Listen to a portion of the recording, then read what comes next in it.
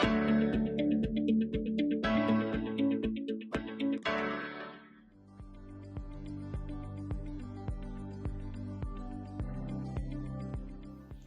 Students, welcome to a new political science session. आज हम बात करेंगे एक्सप्लोरिंग पॉलिटिकल कॉन्सेप्ट्स में being a citizen of a country and the world.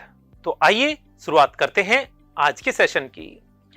क्या आपने कभी सोचा है कि इंडिया का सिटीजन कैसे बना जा सकता है? जरा सोचिए। There are mainly 4 ways to become an Indian citizen. आइए देखते हैं वन बाय वन आखिर वो कौन से तरीके हैं। सबसे पहला और सबसे आसान, बाय बर्थ। अगर कोई व्यक्ति 26 जनवरी 1950 के बाद इंडिया में पैदा हुआ है तो बाय डिफॉल्ट वो इंडियन सिटीजन बन जाएगा। ये आसान सी बात है। आइए सेकंड पर आते हैं, बाय डिसेंट। अगर कोई इंडियन कपल जो इंडिया के सिटीजन हो वो घूमने गए बाहर, सपोज करिए अमेरिका, और वहां उनको कोई बेबी हो गया तो वो बेबी भी इंडियन सिटीजन हो जाएगा क्योंकि उनके माता पिता इंडियन सिटीजन हैं। Third, bye registration. इस बात को ऐसे समझिएगा कि अगर कोई इंडियन सिटीजन किसी फॉरेनर से मैरिज कर लेता है तो अब वो फॉरेनर इंडियन सिटीजन कैसे बनेगी? तो वो बाय रजिस्ट्रेशन बनेगी। उसको अप्लाई करना पड़ेगा, अपने आप को रजिस्टर्ड कराना पड़ेगा और जो प्रोटोकॉल्स होंगे वो पूरे करने होंगे। इसी के साथ आप बात करते हैं फोर्थ वे की, जो है बाय नेचुरलाइजेशन। इसके तहत अगर कोई विदेशी चाहता है कि मैं इंडिया का सिटीजन बन जाऊं तो उसके लिए कौन सा रास्ता है? तो उसको एक certain period of time, for example 12 years India में बिताने होंगे, रूल्स को फॉलो करना होगा, अप्लाई करना होगा, और अगर उसका पूरा व्यवहार ठीक पाया जाता है और वो सभी रूल को फॉलो कर पा रहा है तो नेचुरलाइजेशन के तहत उसको इंडियन सिटीजनशिप दी जा सकती है। तो देयर आर 4 ways जिनकी हमने चर्चा की। आइए अब जरा एक बात और समझते हैं कि आखिर what are the rights and responsibilities जो किसी सिटीजन के साथ अटैच्ड होती हैं। कौन से राइट्स मिलते हैं आखिर उसको? तो इसको समझने में हमारी मदद करते हैं टी.एच. मार्शल, जो एक प्रोमिनेंट और फेमस पॉलिटिकल थिंकर हैं।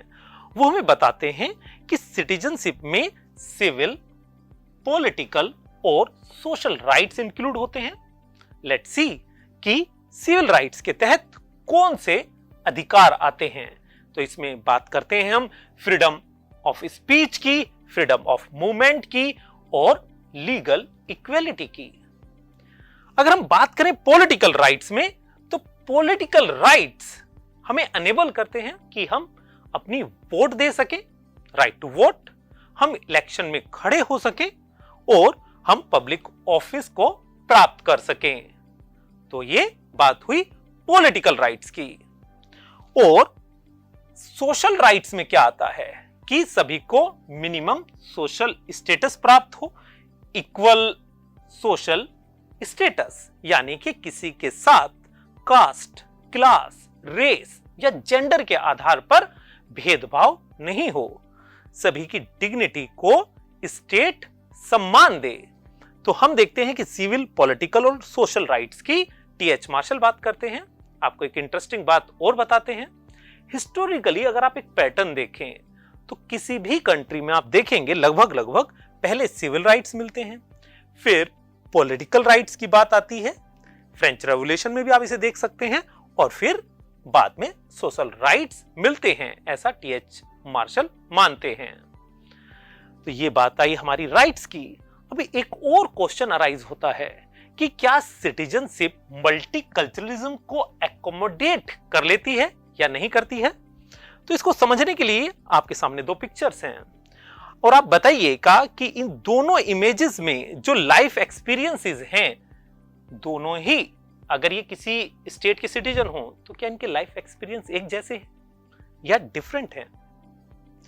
अगर आप देख रहे हैं तो फिर ये बताइएगा कि वो कैसे डिफरेंट हैं।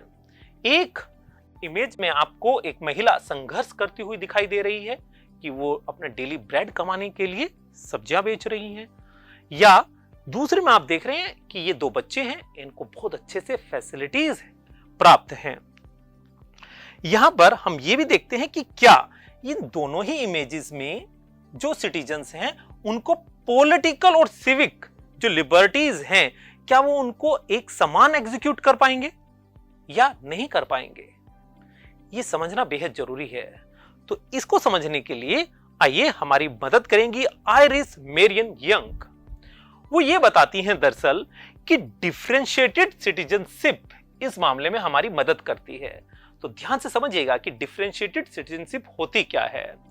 As per iris Marion young वो बताती हैं कि देखिए, इंडिविजुअल राइट्स तो मिलते हैं, जैसे टीएच मार्शल ने अभी बात की थी, लेकिन किसी स्टेट में सिटीजनशिप के लिए यह भी जरूरी है कि हमारे पास ग्रुप राइट्स हों। ये ग्रुप राइट्स क्या होते हैं, इसको समझते हैं। इसके एग्जाम्पल को अगर हम लेकर बात करें इंडिया में, तो आप समझते हैं एसटी, जिसको हम शेड्यूल्ड ट्राइब कहते हैं, उन लोगों के लिए इंडियन कॉन्स्टिट्यूशन में अलग से अधिकार दिए गए हैं ताकि उनकी पॉलिटिकल ऑटोनॉमी बनी रहे, उनके लैंग्वेज के अधिकार सुरक्षित रहें, उनके अपने रिलीजियस अधिकार सुरक्षित रहें। तो उस पर्टिकुलर ग्रुप को हम अलग अधिकार देते हैं। ऐसा नॉर्थ ईस्ट में भी फॉलो होता है। तो अगर उनको अलग से अधिकार नहीं मिलेंगे तो अपनी लैंग्वेज को, अपनी संस्कृति को वो बचाकर नहीं रख पाएंगे और सभी को इक्वल राइट्स नहीं मिल पाएंगे। तो Iris Marion Young differentiated citizenship में इस बात पर जोर देती हैं।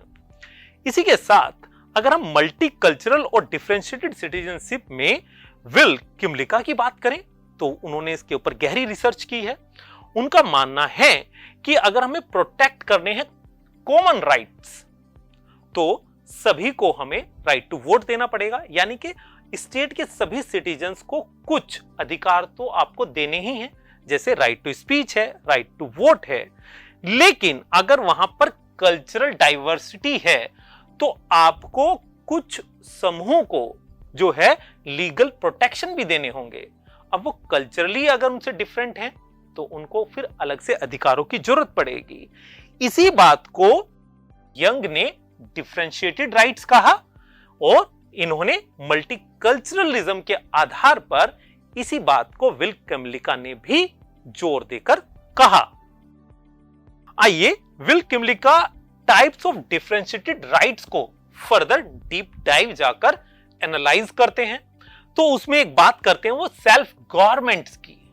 सेल्फ गवर्नमेंट के मायने क्या हैं? जैसे अब हमने एसटी की बात करी, शेड्यूल्ड ट्राइब, है ना, या विभिन्न तरह के कल्चरली डिफरेंट लोग हो सकते हैं मेघालय में, अगर अरुणाचल प्रदेश में, तो इंडिया में हम देखते हैं कि उनको अलग से ऑटोनॉमी दी गई है ताकि वो अपने यहां पर जो है सरकार चला सके और रूल एंड ऑर्डर को ठीक से रख सकें। इसी के साथ पॉली एथनिक राइट्स की बात भी वो करते हैं। पॉली एथनिक राइट्स का क्या मतलब है कि किसी कंट्री में अगर डिफरेंट डिफरेंट एथनिसिटी के लोग हों, डिफरेंट डिफरेंट मूल के लोग आए हों, इमिग्रेंट्स आए हों, तो फिर हमें उन लोगों को, उन कम्युनिटीज को जो है वो अलग से राइट्स देने पड़ेंगे। अगर हम बात करें थर्ड, तो स्पेशल रिप्रेजेंटेशन की बात भी जो है विल किमलिका करते हैं कि अगर कोई मार्जिनलाइज्ड ग्रुप है, मान लीजिए उनकी संख्या कम है या वो कल्चरली जो है वो डिफरेंट है, तो फिर पॉलिटिकल इक्वेलिटी के लिए आपको उनको अलग से अधिकार देने पड़ेंगे ताकि उनका पॉलिटिकल रिप्रेजेंटेशन जो है वो बना रहे। अगर ये राइट्स नहीं मिलेंगे तो हम देखेंगे कि वो जो स्टेट है उसमें सभी का रिप्रेजेंटेशन नहीं हो पाएगा, डाइवर्सिटी है जो वो मेंटेन नहीं रह पाएगी। तो बेसिक सी बात जो समझने की है, विल किमलिका जिसके ऊपर जोर देते हैं वो ये हमें बताते हैं कि देखिए, कुछ ग्रुप्स के राइट होते हैं और उन ग्रुप्स के राइट्स को हमें अलग से देना चाहिए ताकि वास्तव में डेमोक्रेसी जो है वो खूबसूरत बनी रहे। तो हमने देखा कि उन्होंने बात करी जो है अपने राइट्स की। आइए अब टास्क की बात करते हैं। टास्क में आपको देखना है कि इंडिया में जो सिटीजनशिप देने के तरीके हैं वो इंडिविजुअल राइट्स और सोशल इंटीग्रेशन को इस पूरी डाइवर्स पॉपुलेशन में किस तरह से बैलेंस बनाने में मदद करते हैं।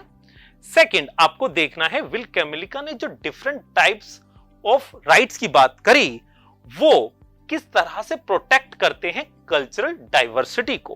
इसकी चर्चा कीजिए अपने फ्रेंड्स के साथ, अपने टीचर्स के साथ। We will meet in a new session. Till then keep learning. Bye bye.